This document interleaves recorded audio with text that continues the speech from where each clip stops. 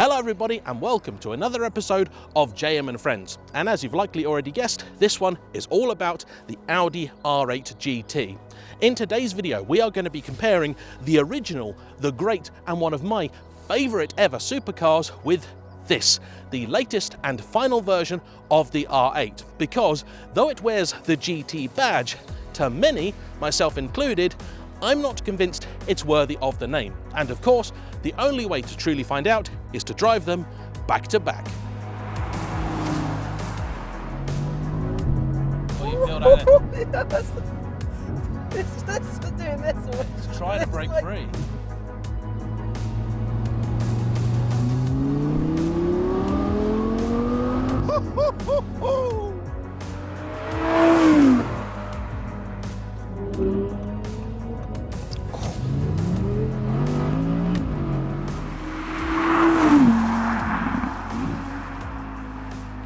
Right, here we are, James, with the new R8 V10 GT RWD. That's the official name of the car, correct? That is.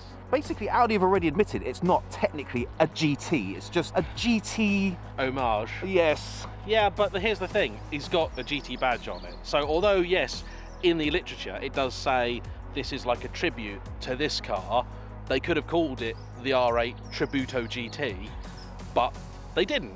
I think they've labelled it an R8 GT, but haven't called it that. There's a difference. Now that is semantics if ever I've heard. Yes, but let's have a quick look at some of the styling differences. What's going on at the back here? It is more aggressive. Yeah, you got swan neck, rear spoiler, you've got all the carbon goodies down here. This bit is all basically standard facelifted V10 R8. You've got these motorsport, lightweight Audi Sport wheels, because you've got standard carbon ceramics as well. I don't think they're any bigger. The key difference really of this car is the fact that it is just rear wheel drive, 620 horsepower, so it's the most powerful version of the V10 that's gone into the R8.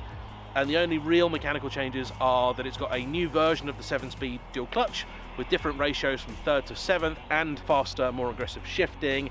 And it's got a new adjustable torque rear drive mode, which is basically selectable traction control. You've got these side skirts, more carbon everywhere. There aren't really many options, as it were, for the R8 GT, but the carbon is all standard. Worth noting as well, I think in the first generation, the GT was the only one that had the canards. This is again the same thing, more aggressive. I did notice last night it's got the laser lights. As an R8 goes, it's basically a fully loaded one.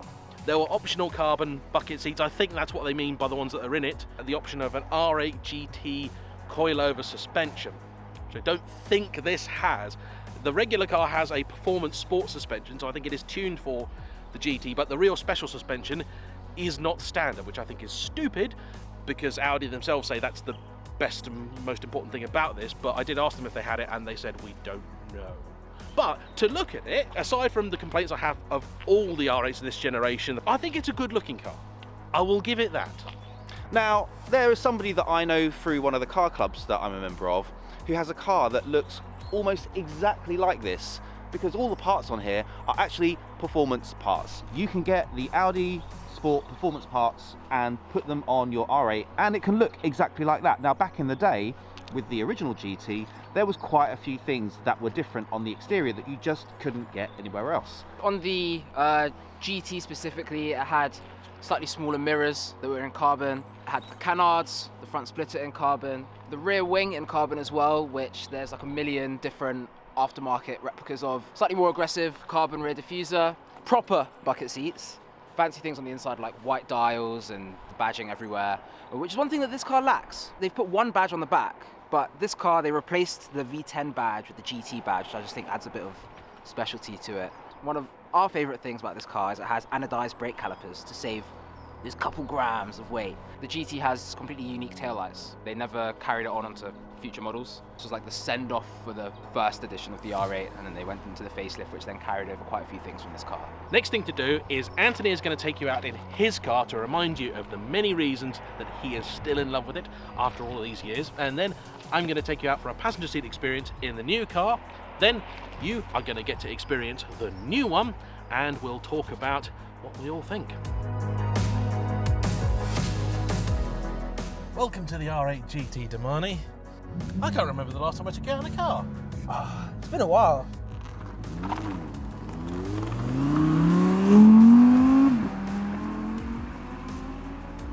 So, genuinely, Anthony does not know what I think of this car yet. He asked, and I said no. He's currently saying what he loves about his.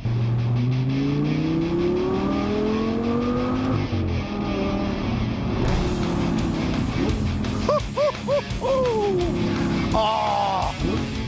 He's gonna hate this car. He's gonna hate it. He's gonna hate it so much.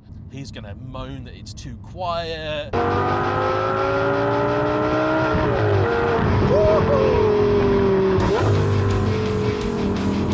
That sound! He doesn't have that sound. I think the problem is, it just to drive doesn't really feel that different to any other second gen R8.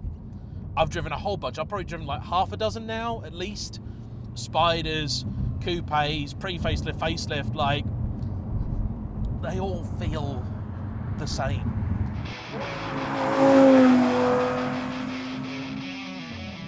There's so much to this car. There's nearly 300 distinct differences between the standard R8 and the GT editions. You can feel the difference in the dynamics of the chassis. And in case you didn't know, the chassis on the R8 GTs, they were actually different to the standard R8s. They actually have a different chassis code, a different part number. You just simply cannot buy an R8 and rebuild a GT.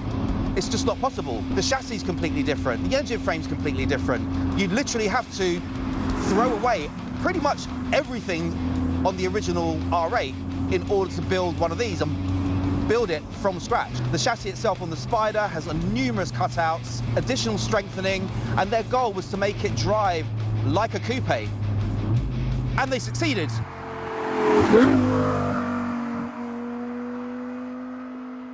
Nice front end grip. A race driver in the passenger seat. Feel like I'm on my driving test again. This one happens to be the Spider, obviously, and to me, this adds something special to it. Sure, yes, of course, if you want the lightweight one, why get the Spider? It's heavy, blah, blah, blah, blah.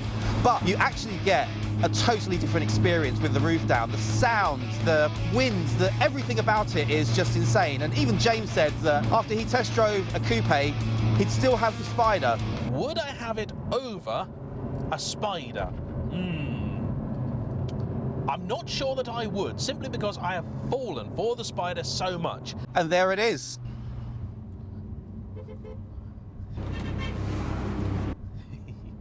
And one thing I don't like, it's such an awkward car to get into. Yeah, it does have a bit of an awkward shape, especially with these like really long doors. This is probably the best. He'll prefer the steering on his car, but that's because it is better. And one of the things about the GT is just the way it takes the corners. It feels like a different kind of car compared to the standard R8. And you know what? The steering in these cars gets a lot of criticism, but actually I think it's okay. At low speeds, it's really heavily assisted. So your first thought is like, it's horrible, but actually like once you get to like 40, 50, it dials back the assistance, the feel comes through and you're like, no, actually I get it, you know, it's pretty good. It's not the best ever. Like there is quite a lot of feedback, I think, in this car. I think that's one good thing. You can feel every time it sways. The seats, yes, they are a bit on the hard side, a bit harsh. Oh. But you feel like you are connected to the car. You feel like you are a part of the car. Oh wow, it's just so good.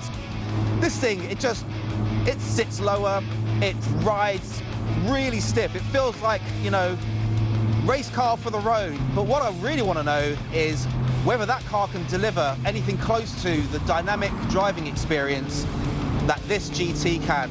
You look at it on paper and it's actually probably the best second generation R8 they ever made. But can it beat the original GT, which, even according to Ricky of RE Performance, R8 GT, best R8 ever made. Yeah, full stop. Yep. End of story. Yep. Even the Spider. Yep. So, that's that, but now the moment of truth. What does Anthony think of the new GT? Let's send him out and then we'll compare notes.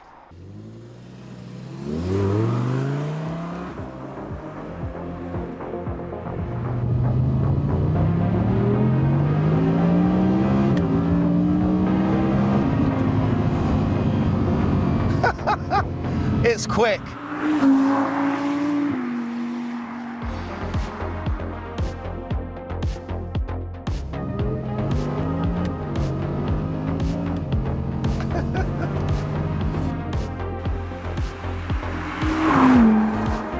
Sorry, but feels basically like slightly more powerful R8 rear-wheel drive. See, the thing is, it's great. It's a great car, but it's just too soft, too easy.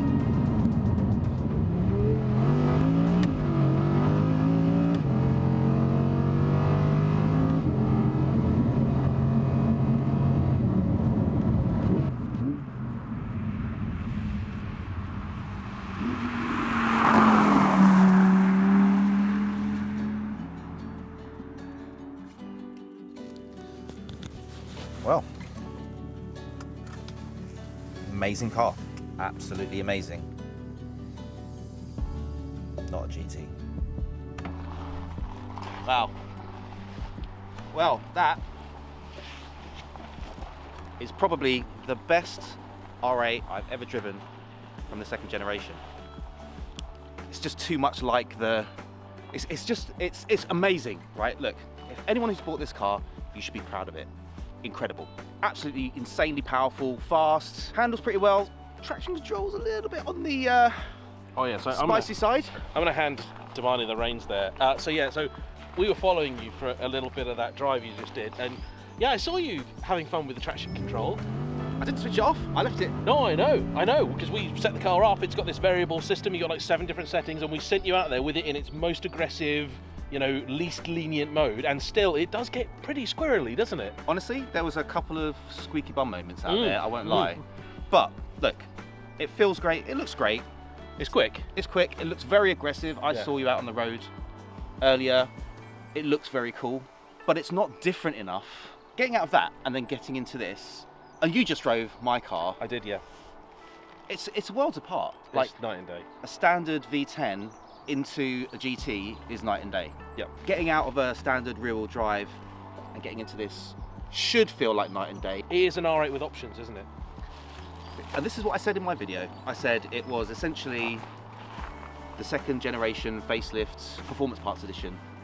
It is, and the thing is, actually, having resampled your car again for the umpteenth time, what amazed me getting, get straight out of this into that, your car is definitely firmer sprung, but the damping feels more sophisticated as well. Yeah. Like even in like the pub car park here with the potholes and things at 5 miles an hour, it feels like your suspension over there is doing a bit more. Yeah. It's earning its keep. I would be really curious to see whether or not this has the GT suspension. The GT suspension could be that thing that ticks it over and makes you think, okay, this is it. It wasn't just the suspension, it was also the steering. You just can't feel as much. The one thing that this does better, in my opinion, is the brake feel. How'd you get on with the gearbox in this, by the way? Oh, well, look, the gearbox in this is way better. Yeah. It's faster, but it's also a less... This does have a bit more Exciting. animation in it, though. This has got a bit more of a kick than It the does regular actually. V10. Yeah, that's true. How'd you get on with the seats? I struggled a little bit with them. Mate, Yeah, compared to that. all right. Fair. Good seats- point, well made. Yeah, okay. I found the seats great. I was very comfortable in there, but I didn't feel as connected to the car as I do in the GT seats. Look, amazing car, really is. Audi, thumbs up. I just wish they could have called it something else. GTX, call it GTX. Yeah, I think we were talking off camera. I would have loved if even just visually they did something to this. I mean, the GI Yaris now has got 2 amazing colour schemes, tributes to their rally cars. To see this with like a proper nice race-inspired livery on it, or just something to make me feel like I'm getting something for my money. Ignoring the fact that there's like 15 of these in the country and they're all sold. Even if you could just walk into your dealer and buy one for 200 grand, if someone came to me and said, James, I'm thinking of buying one, should I? I'm struggling to think of a reason why, A, you should buy it over a regular V10 for half the money, ignoring the first gen or the first GT, but just the regular version with a few tasty bits on. Or a Huracan Perf. Or a Huracan Performante, which is the same money, and I've not driven, but is an incredible car, even more dramatic to look at. Or, if you're willing to go used, You got McLaren 600 LT. You can just about get a 675 LT. You've got Ferrari 488. You've got Ferrari 458. You've got a 430 Scud. There are so many great performance cars you could have for this money that feel like genuinely special things. I think there's a justification for buying this car if you already own a GT. Then you can have them side by side. Yeah. And, you know, it's part of a collection. That would make sense to me. Yes. But look, I know there's going to be a 15 of you out there in this country and 333 worldwide that own this car. You have an amazing car. Don't get me wrong. Oh, it's a great car. Yeah. It's a great car. And like I said before, probably the best second-gen R8 ever made. But just not a GT. I would say, with my journalist hat on, Audi UK HQ have given this to us and said, here is an R8 GT. So, while yes, I suspect this doesn't have the coilover suspension on, first off, it should just be standard. If it's that much better, it should just be standard. For those 15 people, I'm pretty sure all of them are willing to compromise and have that. But also, they've given this to us and said, here, as far as we're concerned, this is the car as it should be. And, like Anthony said, I think great car, just not enough. For celebrating the end of an iconic supercar. Like, this is the swan song for the R8. So that's it. Yep, you heard it here last. Thanks everyone for tuning in. This has been another episode of JayEmm Friends. Don't forget to like, comment below, and subscribe if you haven't already. We'll see you for the next one. Make sure you check out this video too.